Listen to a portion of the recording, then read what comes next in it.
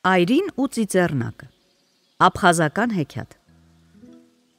Ժամանակով մի այրի կին է լինում, որը շատ երեխաներ է ունենում, և բոլորն էլ փոքր։ Նա մեծ դժվարությամբ էր պահում ու կերակրում նրանց։ Մի անգամ այրին նստում է խրճիթի շեմքին ու երեխաների շորերն է կարկատում։ Հանկարծ ծիծեռնակի բնից մի ճուտ է ընկնում ուղիղ նրա ոտքերի մոտ։ Այրին վերցնում է ու տեսնում, որ խեղճի ոտքը կոտրված է։ Բարի կինը խղճում է նրան, թելով կապում է ջարդված ոտքն ու նորից դնում բնի մեջ։ Աշնանը, երբ թռչունները չվում են տաք երկրներ, ծիծեռնակի բույնը ամայանում է։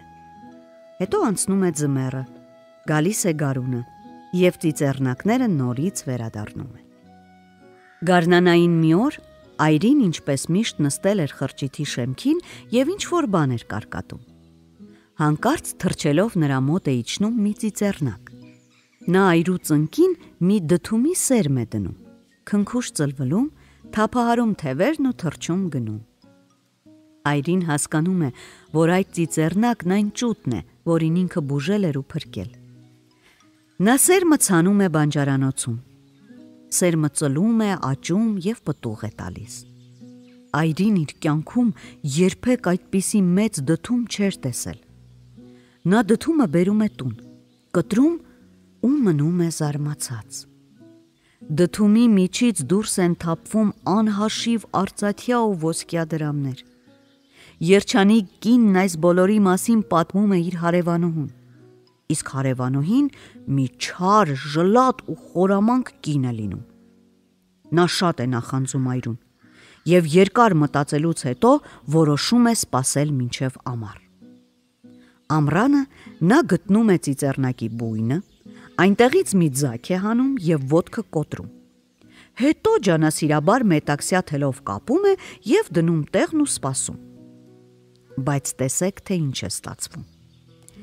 Գարնանը, երբ թռչունները տաք երկրներից վերադառնում են, նրա մոտ է թռչում մի ծիծեռնակ և ցած գցում դդումի սերմը։ Ժլատ հարևանուհին ուրախանում է, սերմը ցանում է բանջարանոցում և անհամբեր սպասում դդմի աճելուն։ Դդումն աճում է և այնքան է մեծանում, որ գրկի մեջ չի տեղավորվում։